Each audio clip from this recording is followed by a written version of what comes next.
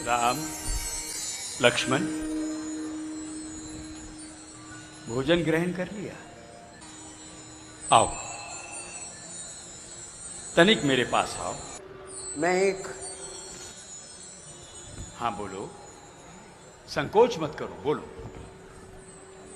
यदि आप आज्ञा दें तो हम अयोध्या के लिए प्रस्थान करें। पिता और माताएं चिंता कर रही होंगी। नहीं लक्ष्मण, नहीं।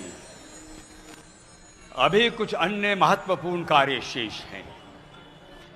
अभी अयोध्या वापसी का समय नहीं हुआ है। समय आने पर स्वतः ज्ञात हो जाएगा।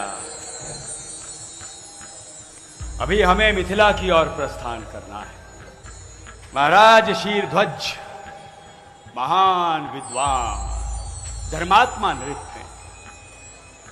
उनके साथ भेंट होगी, धर्म की चर्चा होगी। मिथिला के राजा का परम धर्म यज्ञ होने वाला है। और हां, वहां एक सुंदर धनुष है, जो अत्यंत अद्भुत धनुष है।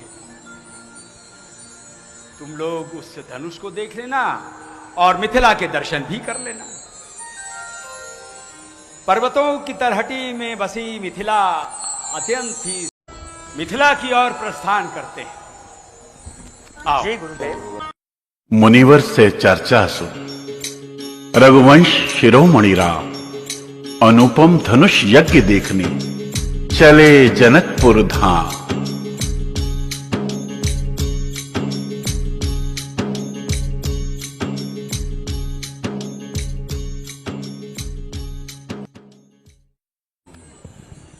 यहाँ हमें ऋषि मुनियों की कोई भी गतिविधि नहीं दिखाई देती। वत्स, ये महर्षि गौतम का आश्रम है। महान योगी, चिंतक, श्रेष्ठ, आयुध विशारद। उनकी पत्नी अहिल्या पंच कन्याओं में एक, पुत्र शतानंद शील, जनक का राज पुरोहित और पुत्री अंजना, वानर राज बाली के सेनापति केसरी की पत्नी, उसी महान अहिल्या, ऋषि गौतम के क्रोध का संताप झेलना पड़ा। एक बार इंद्र ने ऋषि गौतम के आश्रम में प्रवेश किया।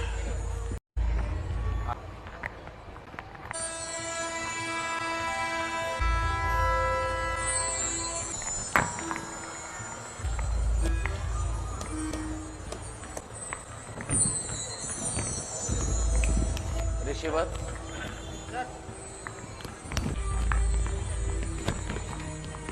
प्रणाम मुनिवर। ओ भाग्य। मुनिवर, मैं महर्षि गौतम से भेंट करने हेतु आया हूं। वो तो इस समय कुटिया में नहीं है। कहाँ गए हैं? ये तो पता नहीं। बस कहा कि बाहर जा रहे हैं। अच्छा, और कब तक आएंगे? देवराज, ये भी पता नहीं। ये तो स्वयं वही जानते हैं। आ गया मुनिवर, चलते हैं। मुनिवर, देवी अहिल्या तो कुटी में होगी ना? हाँ देवराज, वो यज्ञशाला के बगल में जो कुटिया है वही है देवी अहिल्या की कुटिया। धन्यवाद मुनिवर। प्रणाम देवराज। गौतम कुटी है? नहीं, महर्षि गौतम तो नहीं है, पर माता अहिल्या है। माता। प्रणाम देवराज। अब अपने इधर से जा रहा था, सोचा आप यानी गौतम ऋषि से भेंट करना चलो। अपन वो तो नहीं है। क्यों लज्जित करती हो देवी? नहीं देवी, बस पर्याप्त है। क्या आप भी इसी कुटी में रहती है? नहीं, ये मेरी सहायता के लिए दिन में आ जाती है। आप यहाँ एकाकी होती है, आपको भय नहीं लगता? भय? भय किस बात का देवेंद्र? ये आश्रम है, कोई नगरी नहीं जहाँ चोर लुटेरों का भय हो। और वैसे भी आश्रम में ऐसी कौन सी संपदा है जिसे कोई चोर चुरा कर ले जाएगा? चोर लुटेरे तो नहीं, किंतु वन्य पशु तो है। अब अपने आने का प्रयोजन बताएं। भविष्य में रावण से संभावित युद्ध के लिए देव ऋषि ने एक योजना बनाई। क्या कार्य योजना है देवेंद्र? देवी यही के दंडकारण्य में ऋषिगण अपने आश्रम स्थापित करे, जहां ऋषि और देव मिलकर तपस्वियों को शिक्षित करे एवं युद्ध के लिए पारंगत करे। योजना तो अच्छी है देवेंद्र, पर क्या समस्त आर्य जगत हाथ पर हाथ धरे बैठा रहेगा? नहीं देवी, नेतृत्व तो किसी महान आर्य पुरुष को ही करना होगा। समस्त वनवासी साथ निभाएंगे।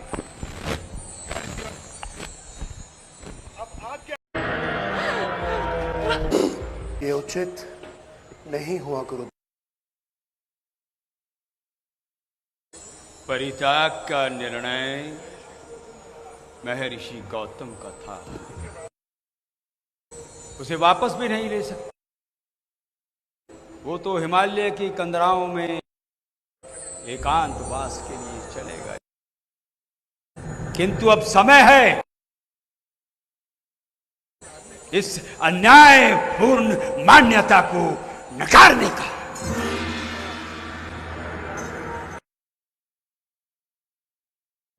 तब फिर आप ऋषि समाज ने विरोध के स्वर क्यों नहीं उठाए?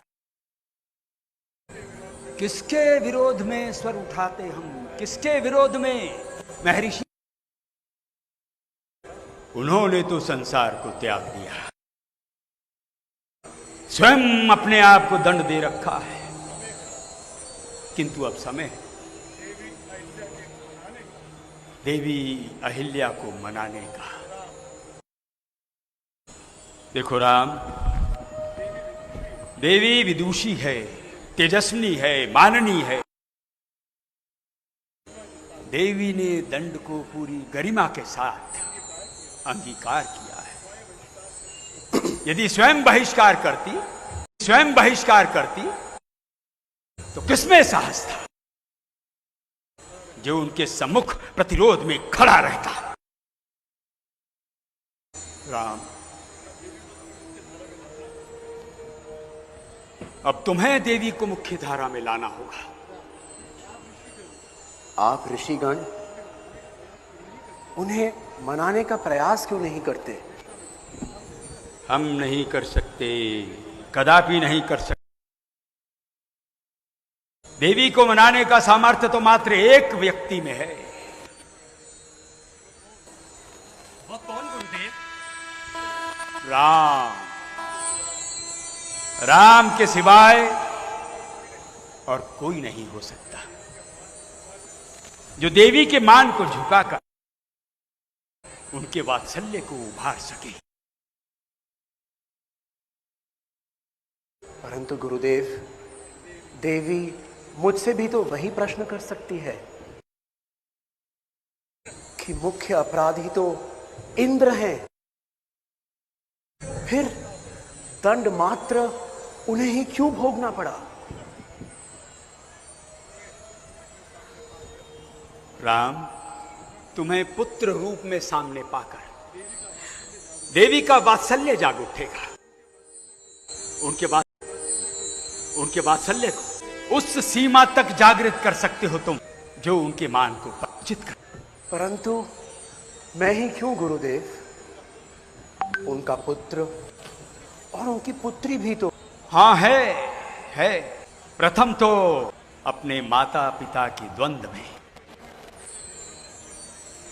इस विषय पर कोई भी निर्णय लेने में वो सक्षम नहीं हैं, और यदि वो सक्षम हो भी जाते हैं तो देवी का अपना रक्त है, वो अपने रक्त के साथ तो मान और भी प्रबल हो उठता है।